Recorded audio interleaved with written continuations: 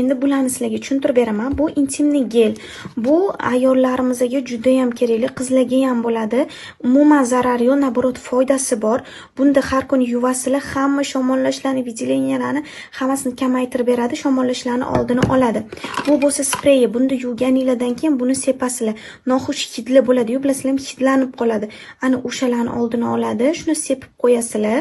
Вообще zo'r davolaydi. Bular juda ham foydali, qizlarga ham bo'ladi. Mana bu dezodorant, hattoki erkaklarga ham bo'ladi bu.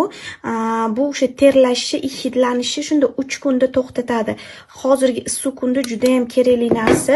Ежедневка o'zini chipi bor, 20 kun, 20 ta ichida bo'ladi, 20 kun qo'yasizlar. Shunda shamollashi o'ziga tortib oladi. Вообще zo'r ежедневка. Mana bu zubnoy pasta qizlar, bu tishni oqartirib beradi. Juda ham zo'r oqartirib beradi, tishlarni oppoq qiladi. Bu ham mana lechebniy nabor qilib olsanglar bo'ladi.